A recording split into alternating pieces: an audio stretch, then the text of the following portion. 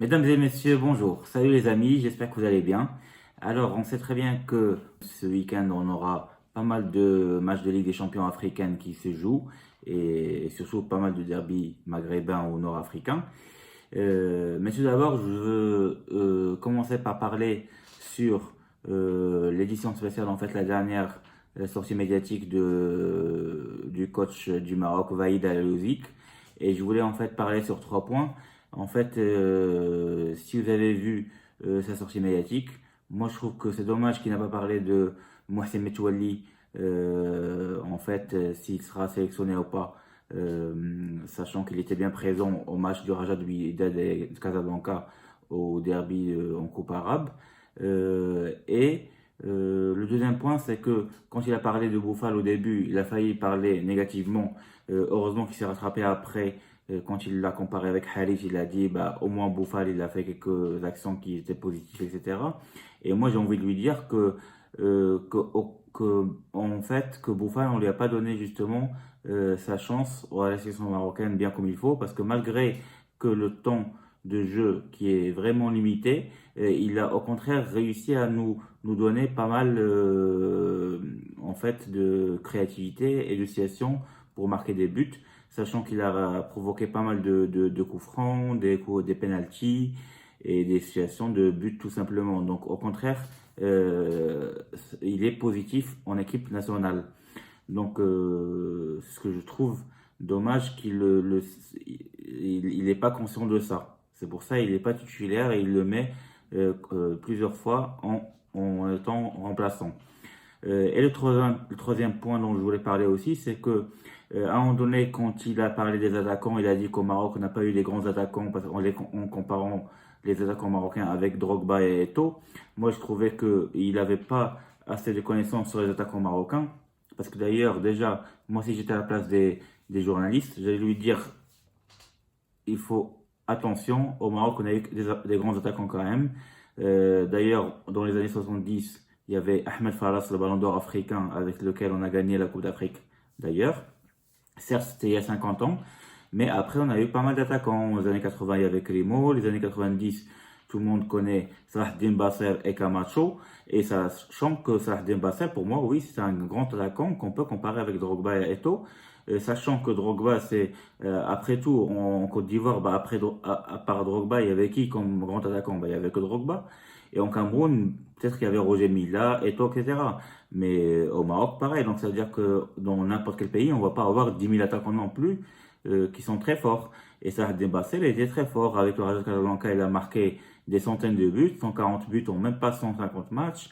Après, en Arabie Saoudite, il a réussi à marquer beaucoup de buts. Et au Deportivo La Corogne en Espagne, il a réussi à gagner la Liga espagnole, même s'il n'était pas titulaire. Et d'ailleurs, il était malade. Et c'est ça le problème de Salah Dembassel, c'est qu'il n'est pas rentré dans la cour des grands en Europe parce qu'il est tombé malade très jeune, à 28 ans, avec son allergie de la pelouse. Si il avait pas cette maladie-là, il allait être acheté par les grands clubs, voilà. Et donc, moi, je trouve pas pourquoi il essaie de comparer les attaquants marocains avec les autres attaquants, sachant qu'on a eu quand même des bons attaquants.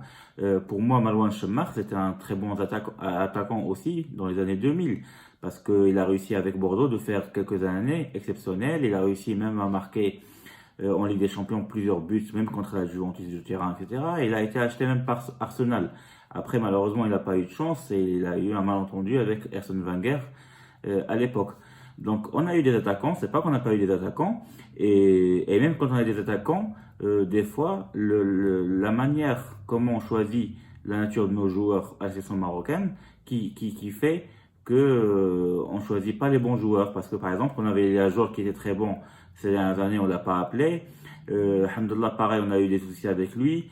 Donc, c'est pas ça le problème, le vrai problème. Le vrai problème, c'est le coaching, c'est de choisir les attaquants, les bons attaquants, et que l'école marocaine, c'est une bonne école à tous les postes, à tous les niveaux pratiquement. Donc, il faut pas choisir des faux problèmes. Sachant que même dans le nouveau football, on peut gagner même une Coupe du Monde sans un vrai attaquant. L'Espagne en 2010, elle a gagné la Coupe du Monde sans un vrai attaquant. Et si on voit la France en 2018, bah, Giroud, c'est un mauvais attaquant et pourtant, parce qu'il a marqué aucun but d'ailleurs en Coupe du Monde et la France a réussi à gagner quand même la Coupe du Monde.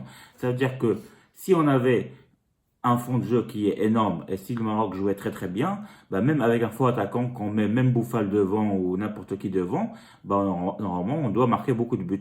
Donc, pour moi, c'est pas ça. C'est un faux problème de dire à chaque fois que le Maroc n'a pas un grand attaquant, etc. C'est pour ça qu'on marque pas beaucoup de buts. Donc, je suis désolé, on peut marquer beaucoup de buts juste avec les attaquants et les droits et les gauches, milieu de terrain, etc. Donc voilà. Revenons à la Ligue des Champions. Donc, on sait très bien qu'hier, il y a eu un derby entre l'Étoile Sahel de Tunis et l'Ahli de l'Égypte. Donc, l'Étoile de Sahel de Tunisie a réussi à gagner 1-0 dans ce match-là grâce à un but magnifique de Cheikhaoui avec une contrôle de poitrine tranquille et après un beau tir, on va dire, en petite demi-volée. Et par contre, le souci dans ce match-là, c'est qu'il y a eu un carton rouge très très tôt dans le match, à la 12e minute, de Achraf Ali, si je me rappelle bien, du côté de l'Ahli, qui a fait que le match il a été pratiquement gâché parce que les Tunisiens jouaient à 11 contre 10. Et ils ont dominé le match clairement, c'était clair et net. Mais voilà, ils ont gagné 1-0. Donc bravo aux Tunisiens et Radlak Al-Ahli al-Mesri de l'Égypte. Donc après, il y avait un autre match qui était très intéressant entre la JSK et l'AS Vita Club de la RDC.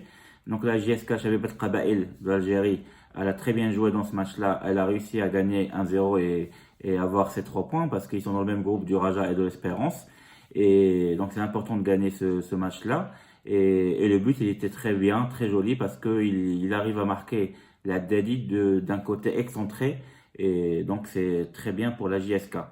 Ce qui concerne aujourd'hui, bah, il y a pas mal de derbies nord-africains ou maghrébins plutôt, entre Mouloudi El Jada'el, c'est-à-dire l'USMA, et le Wydad de Casablanca, qui va se jouer en Algérie, sachant que l'USMA et le Wydad se sont déjà rencontrés en 2017 en demi-finale, et c'est le Wydad qui l'a remporté, et d'ailleurs elle a été en finale, elle a gagné contre l'Ahli en finale, la Ligue des Champions africaine. Et donc, elles vont se rencontrer. On sait très bien que l'USMA, ils sont pas en forme en ce moment. Les derniers matchs, ils ont perdu. En plus, ils ont des problèmes financiers. Donc, moi, je pense que c'est un bon coup pour le Wydad. Malgré qu'ils ont perdu contre le Raja, ils ont été éliminés en Coupe d'Arabe. S'ils ont une bonne mentalité, ils peuvent faire quelque chose dans ce match-là. Mais bon, je pense que ça va être un très très bon match. L'autre match qu'on va avoir, c'est entre le Zamalek et le Mazembe. La Teba de Mazembe, on le connaît très bien, c'est une équipe très très forte en Afrique. Et le Zamalek, bah, c'est eux qui ont gagné la CAF, la dernière CAF contre Berkane. Donc ça va être un très bon match aussi à voir aujourd'hui. Et le dernier match à 20h, donc je pense pour moi c'est le plus grand match de la Ligue des Champions africains, c'est entre l'Espérance de Tunis et le Raja de Casablanca. D'ailleurs, c'est le Raja contre l'Espérance de Tunis parce que ça va se jouer au Maroc, à Casablanca, au stade de Mohamed Khamis, Mohamed V. Donc moi je pense que ça va être un très grand match, sachant que le dernier match qu'il y a eu entre ces deux équipes-là, il s'est passé en Super Coupe d'Afrique où le Raja a gagné 2-1 au Qatar. Donc ça va être un derby maghrébin et que le meilleur gagne. Et j'espère que le Raja va très bien jouer et qu'ils vont réussir à gagner quand même ce match-là. Voilà, en tant que Marocain, je suis bien sûr pour le Raja.